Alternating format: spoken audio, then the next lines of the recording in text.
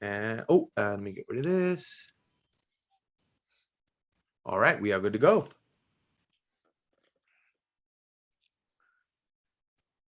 In a world of capes and lunatics, gods and monsters, there are those who watch and wait and observe and do not interfere, except a little bit, because really once you observe something, you alter the outcome. And you could argue that, kind of getting right up to the line on this one, but they still say, this is enough said. Well, you just kind of blew my mind with that right now. Oh, yeah. Well, when you observe, you alter the outcome. That's the little trick that we introduced, but we'll talk about that in the actual show as well. Avast me hearties, and welcome once again to Full Stream Ahead.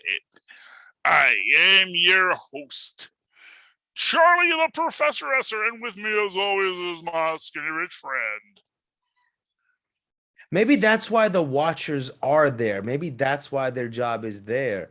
Because that is the element through which whoever is behind them is maintaining some semblance of order.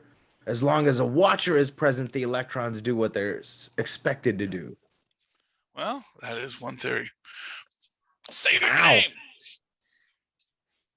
name. Say, I did the intro for you. Oh, sorry. I was too caught up in that. I know you were all in your own. I blew your mind. I know. Yeah. I'm still running on that thought. I was like, oh man, what a great, beautiful thought. Okay, so for those of you who don't know, who maybe missed that part, because we gotta edit this together. So here's the thing. Now we saw this last episode where we the audience start to see Uatu in the background. But the fact of the matter is that in this episode, hello, you gotta get a lot closer to the camera for that to work here. Okay, Tristan wants to give you a scary face. Yeah, that's his jump scare. There we go. Whoa. Where did you get that? That looks like it's from World War I. No, actually, I believe, what did he say? It was a Hungarian model. Yeah, it's brand new. We got it at the Army Surplus Store. They have a really great Army Surplus store here in Mystic, Connecticut, where we're taking our Labor Day vacation. Wow. And Tristan had one, and that's a real gas mask. Like if it looks like it was involved in fighting Nazis. No. It's actually brand new. It still has the latex powder in it. That makes it look a little, but that's just for packing. But yeah, that's so cool. Yeah. Exactly. That's Tell me, looks like that character from Borderlands. Yes. Well, he's got like a couple. What's that game you like? SCP. Yeah, SCP character that he's going to. That has honestly, gas masks very popular among the kids today. They're very scary. But that is what we were talking about with this, which is the idea that when you observe an outcome, you influence it. And prior to this moment, we haven't seen the Watcher in any of the previous episodes. Last episode, we start seeing him in the background. We do, but this is the first time that other people start to notice him. And we do see, and this is the thing that Strange goes like, oh, wow. And it is just this reality that when you start to appear, especially in the Marvel Universe, to now where it is that Uatu just shows up at times and people go, oh, something big's about to happen because there's Uatu over there. And it's sort of this thing where he can interfere without interfering, because as soon as he shows up, everyone gets real self-conscious, because it's also it's a momentous moment. But also considering how it ends, Doctor Strange has this foolhardy confidence that he can just, I take it back, because he felt the presence of something bigger behind him. He said, oh, God's right there. if anything goes wrong, I'll just tell God I didn't mean it, and like, and so Yeah. just like you're right, by the act of observation, because he knew he was being watched, now he felt like infected his decision making and changed how he behaved altogether.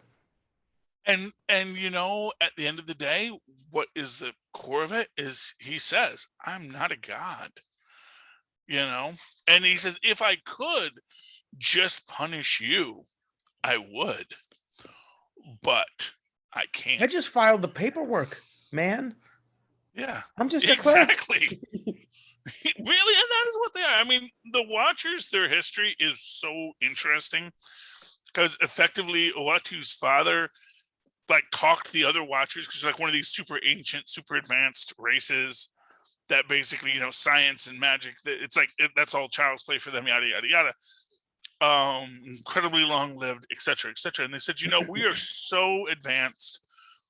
We need to help some of these other newly developing races in this universe so that they can get better too. We got to be benevolent, scientists who have learned these great secrets and let people know. And of course, the first race they do this to, they immediately destroy themselves. Because they say, here is the secret of the atom, atomic power. Here is how you do it. It's nice and safe. All the energy your people could ever need to explore the stars and live your lives to the fullest. And immediately they blow themselves up. Yeah, because like And of course, the aliens then... Everybody thinks that we're only living in the physical world, but internally there's this whole emotional landscape that people don't give credence to. And in situations like that, you give them all this technology, but you don't teach them how to deal with their own internal worlds. And if you don't deal with that, then those problems, that greed, that selfishness, that lust for power manifests itself if you don't expect it or see it coming. And that is what this is about, is the lust for power. Mm. That desire to just be the one who gets to say, no, I don't have limits. There is nothing I can't do. There is nothing I can't fix. And there's even this interesting aspect of it where like he's getting this award for performing a lot of hemispherical. It sounds like he cut out a big chunk of someone's brain. Half of it. Yeah, successfully. To what end? Well, to save the person's life, obviously. I guess if fair enough. And you'd be surprised what you can do with half a brain. Fair enough.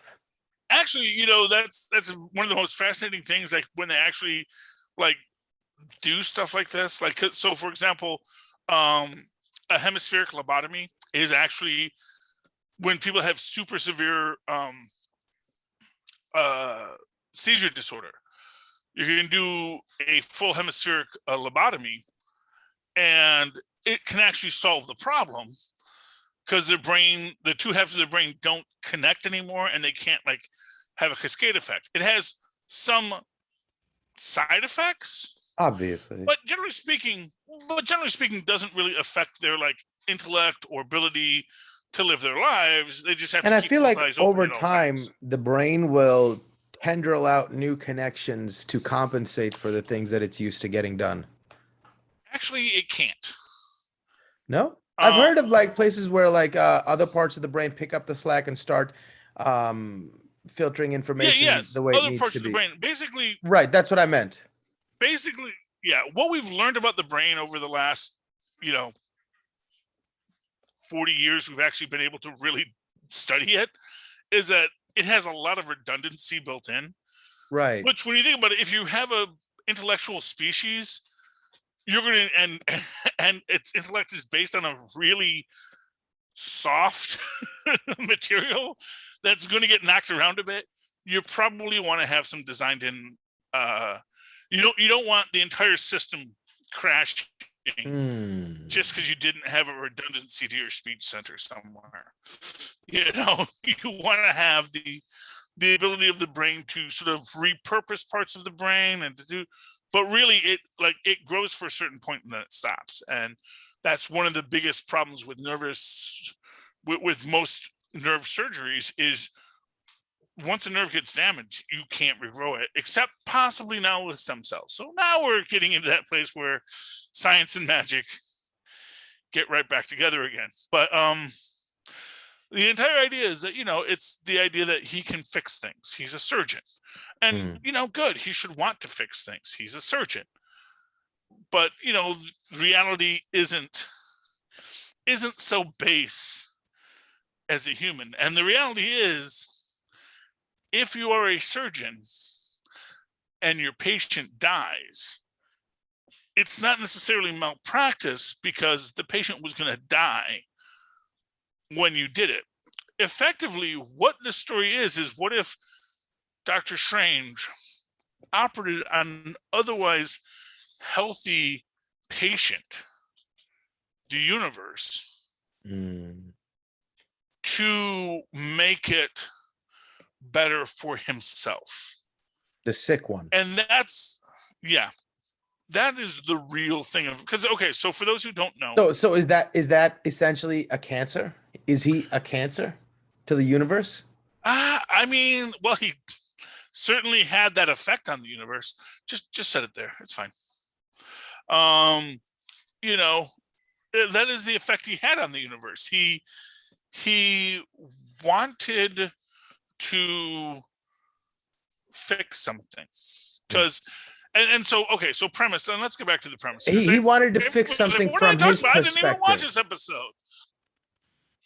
Exactly.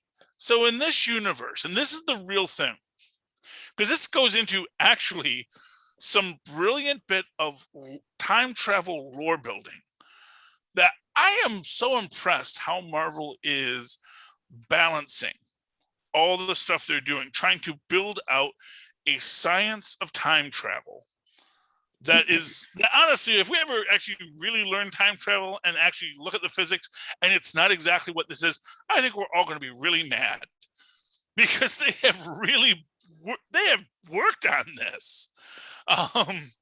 And the idea is that you can, so when the Hulk says, if you go into the past, you can't affect your future because your future is already your past. So you go to the past, you do the thing, then you go back to your present. You're not going to cease to exist. Back to the future rules. It's not the same present you're coming back to, right? No, you can come back to your own present. Well, but it won't be affected by what you did. No, it won't be, because that's going to create a branched timeline. Right. So if you want to experience that change, just go back to not your present, but the present that you created. Well, exactly. Except there's already a Doctor Strange in that universe who's a surgeon, probably married to that person. So that's why I like the particle antiparticle kind of friction. Exactly. Because if he goes, because what he wants is he wants to take that alternate universe where she lives and kill her Strange. Kill her, take his place. Effectively, yes. Except that's not her. He isn't her Strange. That's the thing. Like, if he wants to go cross-dimensionally, he might even be able to do that. Find a universe where she didn't die. That is easy, because obviously the original MCU is that universe. Mm-hmm. She's not dead in the original MCU. We didn't even say. So what's an interesting thought here is then when he goes back each time, there's only one Strange. It's just him. It's not like he's going back in time and encountering another version of himself and trying to be like, hey, don't do it. He gets to be himself in that moment. Exactly. Well, he's rewinding himself to that point. He is in that moment, but he's bringing in all this knowledge from the future. And he's trying to alter time. But the problem is, and this is where the paradox comes in, when they say it's a fixed point in time, and they say it is unchangeable, what they're actually saying isn't quite what people think it means. So we think it's a fixed point in time. That means you can't change it. What it actually means is it's a fixed point in time that because you went back to change it, you can't. Because you would not have a motive to go back and change it if it wasn't what it was. So because I took it to she mean died. I took it to mean that certain events are causally related to so many other things that it's impossible, because the wave of all the other happenings in the world are so strong that one tiny little thing, it can't be changed anymore, because there's too many other things that happen that have too much power in their movement across, the arrow of time, Mhm. that these little things, you can change a lot, but certain things are so consequential to everything else that they can't be changed. And if you wanted to change that, you would have to go change those 60 other things in order for the wave not to be moving in this direction, so you could have less enough energy to be able to change this thing. That's how I understood it. And well, okay. So what it comes down to, and it's not that you're wrong, but it's the direction of the wave. Right. So Exactly. for example, as an example, her dying isn't a fixed point. Strange changing her dying makes it a fixed point, because he is trying to alter his personal past. He's not trying to change his future. He is trying to change his individual past. In that sense, he is the fixed point. So, for example, let's say that Captain America, as he's going back in time, he goes and sees the Ancient One, and while he's there, he bumps into Steven and says, "Oh, hey, Steve, how you doing?" He says, "Do I know you?" It's like, "Oh, no, we just have the same name, and I like to do that. How do you know my name? Doesn't really matter. Anyway, have a nice time on your date tonight." And then because of that, he's like in his head the rest of the day, and he says, "I'm just not going." And then she might not die, because he's not doing it because that Stephen Strange went back, because this is already a branched timeline. This is a branched timeline because they went back the first time. And so, as a branched timeline, she's not going to die in that accident per se. Well, I mean, she may die other ways, but she's not going to die per se in that accident. Right. Because But she needs to die. It's not the motivation to go back. Well, she doesn't need to die. That's the Clearly real point. she does. The universe thinks so. Well, this timeline needs her to die so that Doctor Strange can become Doctor Strange. And again, it is this idea of, yeah, but then again, if you look, if she didn't die in the other universe and he just lost his hands, he still became Doctor Strange. Exactly. Well, that's the thing. So, for example, if Doctor Strange were to go back in time to fix his hands, it would be the exact same effect. Because he's trying to change something that would have set him on his course. And you can't have it both ways. You can't be set on your course. I see. That's interesting. And you can't have your cake and eat it too. Is literally the whole point of this. He wants to have his cake, which is he wants to be Sorcerer Supreme. And the thing is, it's sort but of what if he doesn't want to be a Sorcerer Supreme? He just goes back and stops that from happening. That's the exact thing that he does stop, right? But he then goes that back has other downstream consequences. Right, I understand that, but that wouldn't explain why the universe keeps trying to kill her. Well, no. The idea is that because he's already Sorcerer Supreme. No, but if he goes back and that's the thing he changes, he's okay with not being Doctor Strange. He's like, you could keep these powers. I'll take my wife. But he wouldn't be able to go back without being Sorcerer Supreme to start. So essentially, he can go back. Yeah, but it's a new branch timeline. Isn't that the whole point, that different things happen? Well, only if he lets it be that. And then that Doctor Strange from that timeline.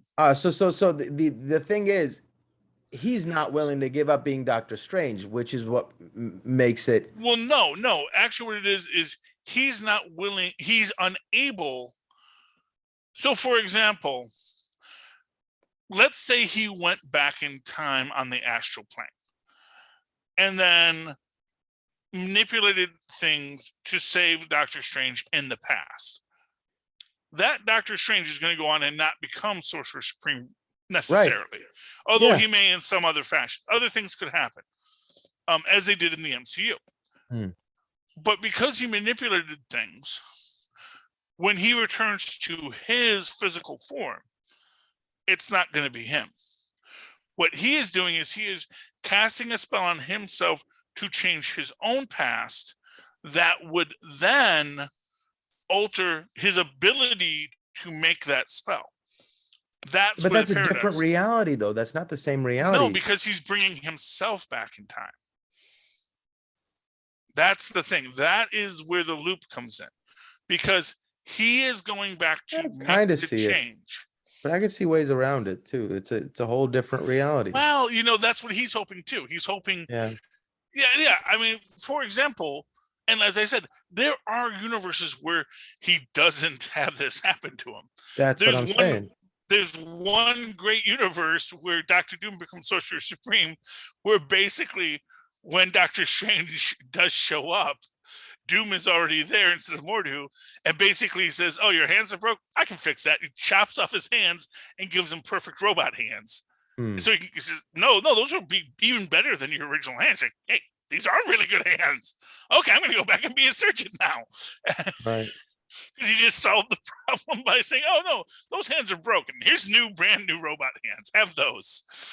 That'll be even better than the hands you used to have." And he's like, "You know what? These are actually even better than the hands I used to have. So, what am I complaining about?" But now he can't feel his wife unless they gave him some sort of sensory input. Exactly. I mean, they would have to. That's the thing. Is like if they're better than the original hands, they got to have the full sense of touch, because you wouldn't be able to be a surgeon without a sense of touch.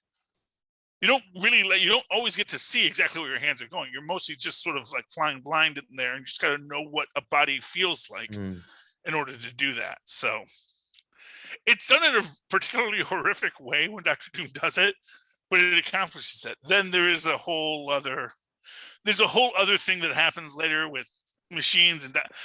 Read that episode. What if Dr. Doom was Sorcerer Supreme? It's a good book to read. But by the way, we did not do we did the intro, but I didn't actually tell people what we're watching. Today we were talking about what if Doctor Strange lost his heart instead of his hands. A grief-stricken Doctor Strange uses the Eye of Agamotto in a dangerous effort to change the past. AC Bradley.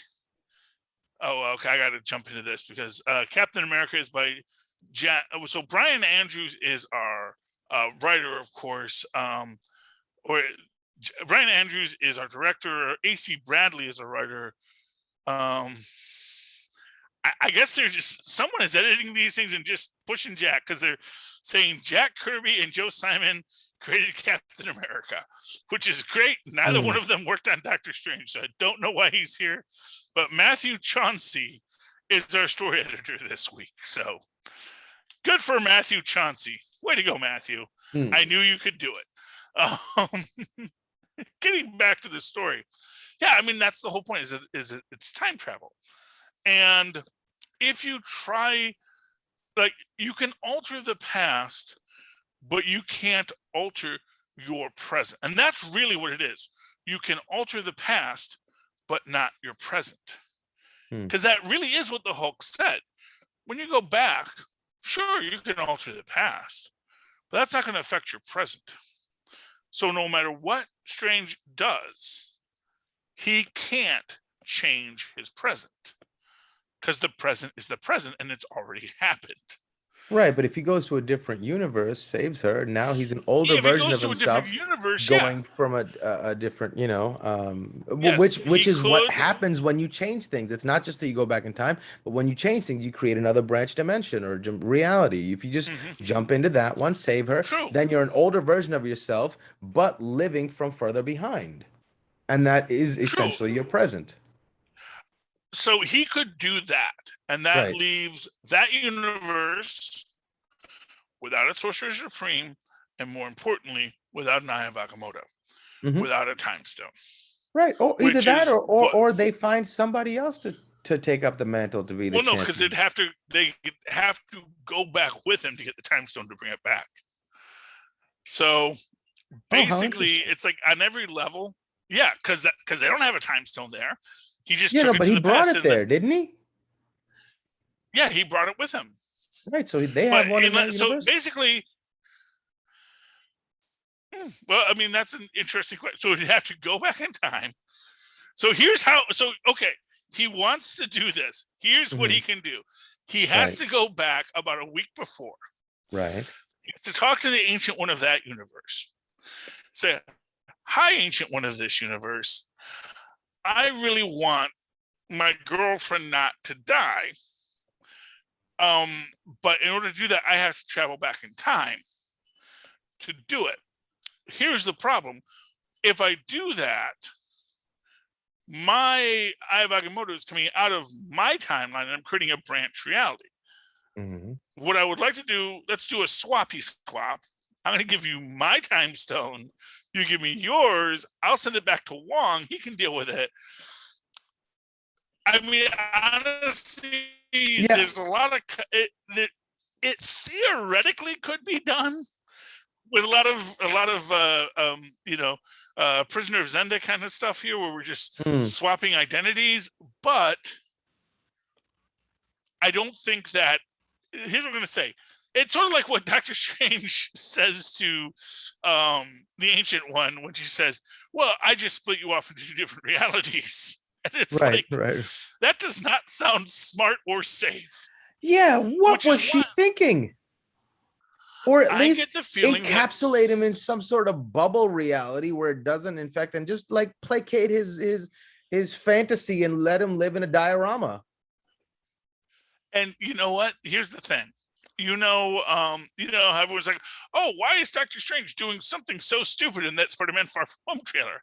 I think Sorcerer Supremes are stupid. But it's one of those things where it's like, maybe you have to be like, if you're going to take on a title like Sorcerer Supreme, there can be no humility involved. You've got to say, "I am smarter than that was a name given to him. He didn't choose it. No, but she chose what someone gave it.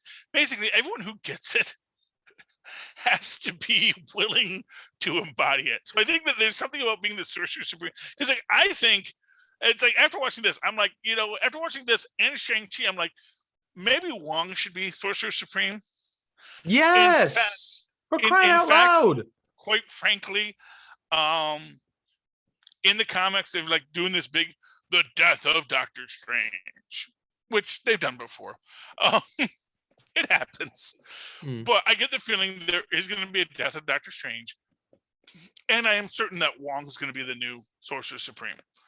Because honestly, first off, the actor, who ironically is also named Wong, is really great at that character. And I think the character in the books would be well served by being the Sorcerer Supreme. And so I do think Wong should be Sorcerer Supreme. But of course, it's the kind of thing where, it's your basic, no one who wants to be Sorcerer Supreme should ever be Sorcerer Supreme kind of thing. It's like the people that become Sorcerer Supreme, for whatever reason, they even if, like, the person who is best served to be Sorcerer Supreme should be the person who just was good at their job and just found it happening one day. Whereas, like, if you choose to be president, you're making this choice that you are smarter than everyone else. Right. It's like when Marcus Aurelius says to Maximus, "That is why it must be you, Maximus. You have not been ruined by our politics." And the thing is that is the reality, is that even if you have the best intentions, you're the person that lacks humility, and the person who lacks humility will always make bad decisions, which is why humanity will always have difficulties in life, because we will always lack humility, at least among our leadership, But yeah, so essentially what happens, and this is actually what I really think is the most interesting thing. We meet a character named Oban, who's played by Ike Amandi. I get the feeling we're going to see Ike Amandi in the live action MCU. I think so, yeah. I would not be surprised. If he is in Eternals, because I realize that a lot of the imagery we see in that temple in the Library of Cagliostro is similar to imagery we've seen in the Eternals trailer. And it makes me wonder if Sprite is living at the library of Caligostro. And it makes me think that, so we might see Icamande as librarian who's working with Sprite, and just they're going to have a conversation, and we're going to see this character and this idea of there being this secret library of Cagliostro is going to be something that is also going to be a plot line in the New Eternals, and possibly leading into Multiverse of Madness, because obviously someone's going to have to rein in Strange. And in this moment, this is the thing, is like, and throughout the whole thing, Obang is trying to turn Strange away from the path. He says, when he's, because he says, yes, research the library, go ahead. And he says, only, the only way you could do it was with the power of, an extra dimensional being. This is basically the one more day scenario, which is that in One More Day, Strange, when he's first approached, couldn't actually do the spell that Peter wants. Only Mephisto could do that, because an extra dimensional being like Mephisto could change the past so that Peter could have not revealed himself. Or he made the world forget that Peter, in the way that it actually works, is everyone knew that everyone knew that Spider-Man said what his identity was, but no one could quite remember it. And there weren't any tapes of it, so everyone sort of forgot about it, which is weird, and why people just accepted that, who knows? Well, I mean, it's just another Mandela effect, right? Well, exactly. And the thing is that in the way that it plays out in the story is then Reed Richards and Stephen Strange actually do the spell, but only because Peter had already given up his marriage to Mephisto, who moved who changed the past. And through very subtle ways. It's great because it's actually like show what happened that day, and it's actually like he flies in as a pigeon and just like does something in one moment, and that completely derails the entire wedding. And that's the thing, is like everything stays the same except they aren't married. They aren't legally married. Right. Which you gotta wonder what that really accomplished. But except it made it so apparently they were very moral, and they decided not to have a baby in the future, because they already had a baby in this universe. It gets weird. This is why nobody likes One More Day. But the idea is that idea that only one of these extra dimensional beings, these beings that can use magic without rules, can actually accomplish what you want. Now, there's two ways to do this. One is if you can sell your soul or give these beings something that they do want, because of course, Obang says, these are beings that don't bargain, because obviously they don't bargain just to help you out. They bargain for stuff, because even Strange already knows they do bargain. That's how he beat Dormammu. He's like, I'm going to keep you stuck in this time loop until you agree to help me. But he says, well, if they won't help me willingly, I'll just take their power. Of course, first he goes and he does the tentacle thing, and the tentacle thing basically smacks him back. And he says, okay, let's start smaller. And he starts with a gnome. And he eats a gnome, and then he eats a bug, and then he eats other creatures until he gets back to the big Shumagara. Well, he draws the line at bugs. He sent the bug back, but took the cape. I thought he still ate the bug, but that's okay. No, he sent the bug back. He goes, I draw the line at bugs, and sent the bug back. It was nice cape, though. And he yoinks the cape. Kind of makes me think that was maybe the Sorcerer Supreme of his bug universe. It's like, that jerk just stole my cape. And you know how much more power he could have drained if he just ate the bug? That you're right. That was probably the Sorcerer Supreme of the bug world. Yes. Anyway. Anyway, moving right along. But he eventually I saw an interesting meme online where someone was like, when the Watcher exposed himself to Strange, if Strange didn't just try to eat him. Imagine if he could have absorbed the power of the Watcher and then be like, hey, I am, you didn't know what you were talking about. I am a god. Yeah. Well, except again, like I said, and that's the thing. The Watcher actually isn't a god. He's not from other universe. He is from this universe. He is bound by the same laws of space and time Right, right, right. that But he Strange is. chooses to follow the rules, right? Like he could No, affect things if he wanted to. It's not that he can't, it's that he won't. no, he could affect anything in the present, Right, that's what I'm saying. But he but he chooses not can't to. change But the if past. the Sorcerer Supreme, he can do whatever he wants, can't he? No, The Watcher? Uatu, yeah, what? The No, Watcher. yeah, the Watchers. They can't. If they could, they would have just gone back and said, "Oh, you know what? Yeah, don't give I those guys thought they nuclear did it energy." out of some sense of duty or obligation to their purpose. No, they do it out of the realization that, oh, when we interfere, things go really bad. Right, but that means that they can interfere. Well, no, they can interfere with the present. They can't interfere with the past. Huh. They can't change the past. That's the point. Because again, anything I thought it wasn't that they can't, is that they didn't want to. No. So here's a way to think about it. You know how they say time flows differently in the TVA? Okay, okay. If you're outside of time, you can go to the past, you can affect the past, and then you can go back to your home dimension because you're outside of that time. But if you're in a 4-dimensional universe that is bound by time, you can only change things within that universe. But so the Watchers only exist there? The Watchers aren't outside because if you of... go to the The no, yeah, Watchers the Watchers are just like the Elders of the Universe, except right, that so they're outside of more everything. They're backstage to everything. No, they're just able to observe everything. So they can observe other universes, but when they observe other universes, they're observing other Watchers in those universes. Gotcha. So, like, there's a universe Uatu in that universe, and it's sort of like, so imagine this way. Imagine it like this. Let's say you shared a mind with all of your variants.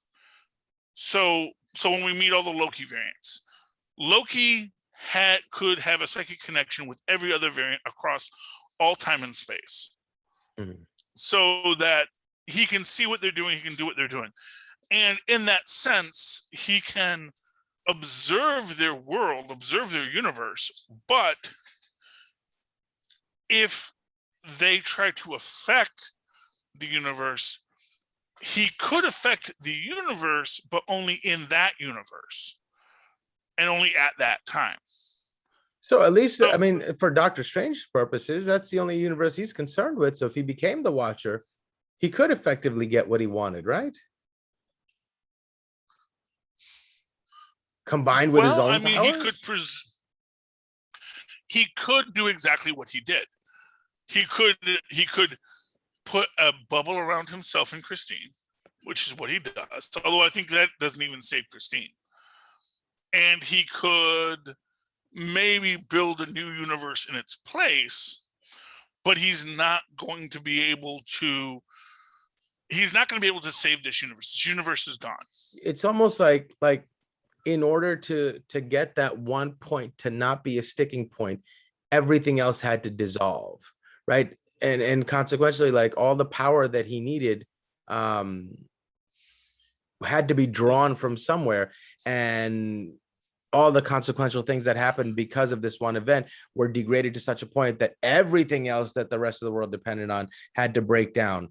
And eventually it's just like, that's a paradoxical thing, that it can't exist, because if you change this, too much else changes and everything falls apart. There's certain things that too many things rely on. Exactly. You know, you can bring in energy from another universe, but that is taking energy out of that universe. And that energy can change this universe, but only to a certain extent. And then, like I said, had he just made a deal with the devil, it would have solved the problem immediately. Yeah. He could have gone to Mephisto and said, and if you will recall, that is exactly what Caecilius wanted to do with Dormammu. He said, I want my wife back. Bring my wife back and I'll open the gates to the universe for you. I'll do whatever you want, you know? I'll trade with you what it is you want to get what I want. And of course it failed horribly. And the reality is that, as we see at the end of this, like, the Doctor Strange that did all this is not going to be the Doctor Strange that Christine wants to be with. Right. She doesn't even know about magic, and now all of a sudden you're going to be a demon eater and a soul Which is eater, and you're an going to say, interesting hey, parallel maybe with I Shang-Chi. dude, first off, I didn't ask you to. Second, yeah, Like well, in exactly. Shang-Chi, Well, when he says, yeah, if mom is there and she comes back, do you think she's going to want you? And that's what really gets to him. That's the part that really like, oh, I have no answer for that. Ah. Exactly, because at the end of the day, you're asking for something that you don't have control over. You're asking for another person to be the person unchanged that you love. Well, you have changed so much. You're asking for them to stay still as you move away and expect them to be right by your side still. But that's not how it works. Motion is relative. In what Strange had to do to bring Christine back, which is why, I mean, arguably the only noble answer is, I did all this to bring you back just so you could live. And I know you won't be with me. It's like, I did this just for you, not for me. Go live your life, be happy. And that's the thing. And, but for what it's worth, I guess, for everyone that lived through the blip, this idea that people can just come back suddenly becomes a really attractive idea. But as we saw, even with the blip, not without its problems, you can't bring people back. Yeah, but you can't bring back people who didn't die in the blip, who didn't. Right, who died outside the. You couldn't bring Natasha back. You couldn't bring, anyone back except for the people that were blipped. Right. And that's the sad part of the story. Yeah.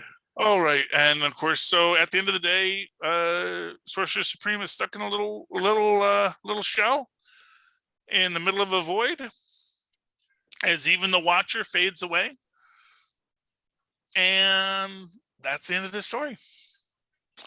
And Happy day. Yeah, well, don't mess with stuff, Mozz. That's the moral.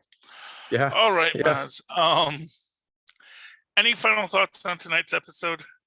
I thought it was maybe my favorite one so far. It was the deepest, the darkest, and the heaviest episode so far. Yeah. And I was surprised to see like a cartoon series that have been relatively lighthearted for the most part in many to delve this deep into some real interesting issues. And the metaphorical parallels with actual science are so fascinating and so appreciated from my end, that they went to these lengths to sort of give us like little bits of science that hopefully inspire people to look into these things and learn about these things and make people smarter. So I absolutely loved this episode. Agreed, without a doubt. I mean, it's just a really good episode all around. And, you need those tragedies. You need, and I like how they kind of eased us into it. Because, you start off with Peggy Carter, which, it's tragic. She doesn't get to be with Steve. That's sad. It's like, it's great. Yeah. She gets to be more herself, right? I know.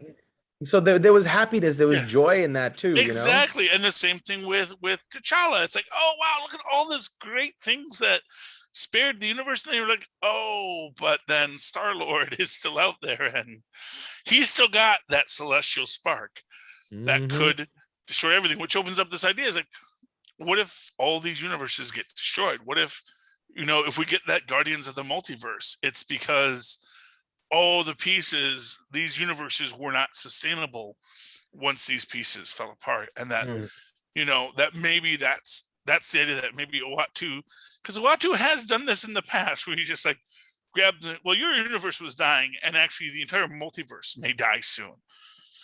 And the only way to save it is with a certain group of heroes. So we're going to have to see what we get. It's going to be interesting where we go from here. A few days we're gonna get episode 5, and then only 4 left. Oh, Oh, yeah, that's pretty 'cause I good. think there's only 9 episodes. Yeah, well, it's a good series, and it's a lot of work, but a lot of fun. All right, Indeed. Mozz, if people would like to talk to you about this stuff, talk to you about what could have been, how can they find you? They can email me at mozzmanzoor@gmail.com or find me on Facebook under Mozz Manzoor. That's MOZZMANZOOR. And if you'd like to talk to us, yes, talk to us with your voice, you can do so by calling the Capes and Lunatics hotline. Let them know who you want to talk to and say, hey, Chaz and Mozz, here's my thoughts on tonight's episode. That's 614-382-2737. That's 614-38-CAPES. And of course, you can always write to me in that old-fashioned email way, the way our mothers and fathers once did, at superconnectivityblog@gmail.com. That's superconnectivityblog, all one word, at gmail.com. And of course, follow me on the Twitter as I live tweet. Nothing at the moment, but someday soon, something cool at Charlie Esser. That's CHARLIE. ESSER. Look for the 2 E's in the middle. For quality. Bing. Thank you, Mozz. All right, ladies and gentlemen, this has been another episode of Looking into the Abyss and Doing Nothing, for we only observe. Enough said. All right, me hearties, you've sailed these briny depths once more. Come to the end safe and sound. But we hope you disembark with us again next week as we once again sail full stream ahead. Arg. All right. All right, Mozz. Thank you so much for doing this with me. I really Awesome. appreciate Thank it. You got it, We'll man. talk after Wednesday, and please call that number. Leave your thoughts. You got it. I'd love to hear what you thought about Shang-Chi, because you know you're gonna get a big thing. Madly in love with that movie. Me too. Everything, Okay. even the subtleties with their little romance, we didn't need to see them kissing. We just need to see them hold hands at the table, and we got it. It's so beautiful, so subtle, not over, and I loved everything about it, man. What a great movie. It is fantastic. And not to whatever, but I felt like this is the movie Black Panther wanted to be. Mm-hmm.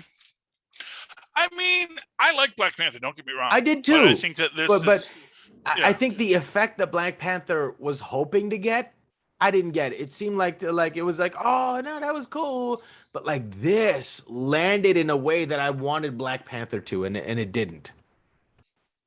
For whatever reason, this had more of everything, and even maybe one of my favorite villains. You really wanted to like the guy. He was so cool. And then when you get to the end that he's not really doing it for evil, he really believes it. You feel for the guy. Man, what a great villain. You loved him. I'll keep going if I don't.